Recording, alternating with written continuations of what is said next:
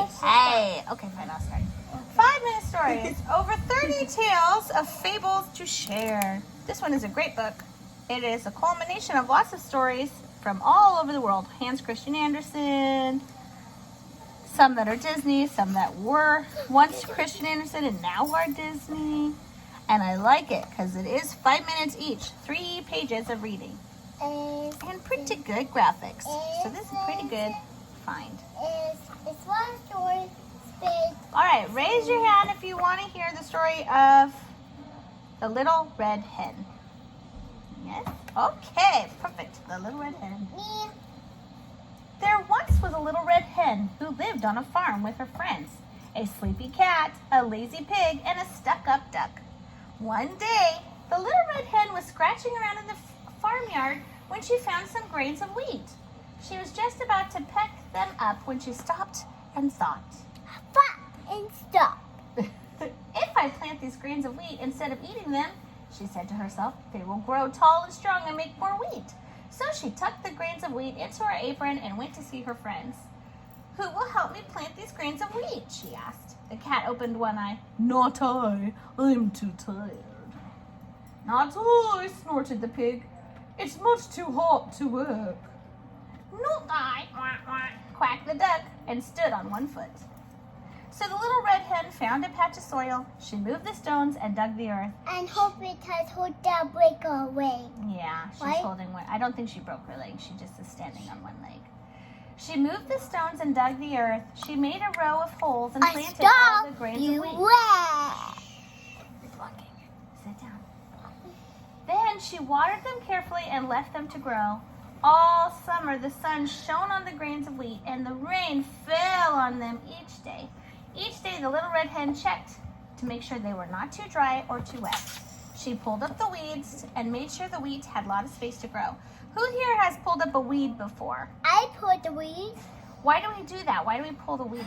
because you did on your garden. Yeah, they go in the garden, and what do they do to my nice flowers and my nice vegetables? Eat them. Yeah, it takes up all the sun and all the moisture and all the stuff that I need for my plants, right? So I get them out of there. So that's what she did. Yeah. At last, the wheat was strong and tall and fat, golden grains. This wheat is ready for harvest, she said to herself. That will be a lot of work. The little red hen went to see her friends. I have worked all summer and the wheat is ready. Who will help me harvest it? She asked. The cat stretched lazily. Not I. It is time for my nap. Not I, snorted the pig. I need to roll in the mud. Not I, quacked the duck, and she preened her feathers. So the little red hen took her tools and went to harvest the wheat. She cut down the wheat stalks and piled them up neatly. Bing, bing, bing. She had finished. She went back to her friends and said, I have worked all day to cut down the wheat. She said, show me how you cut down wheat. Who will help me make it ready for the mill? The cat yawned. Ugh, not I. I'm too sleepy, said the cat. Ugh, not I, snorted the pig. I'm going to lie in the sun. Not I, quacked the duck and tucked her head under her wing. Can you see that? So the little red hen went back to the field alone. She beat the wheat. Show me how you beat wheat. Anybody know? There you go. To free the grains from the stalks and carried away the straw. The wind blew. Whoa! And the little red hen worked long and hard, and at last she swept up the wheat and put it in the sack. Oh, my ear. She carried it back to her friends. Okay, good job. I have worked all day to prepare the wheat. Who will help me carry it to the mill? Not I, said the cat. I need to rest. Show me a cat that's resting. Purr, purr. Yep, lick. There you go.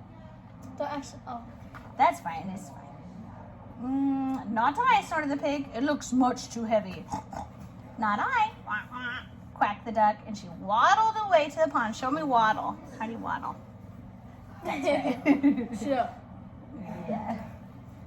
So the little red hen carried the heavy sack of wheat all the way to the mill.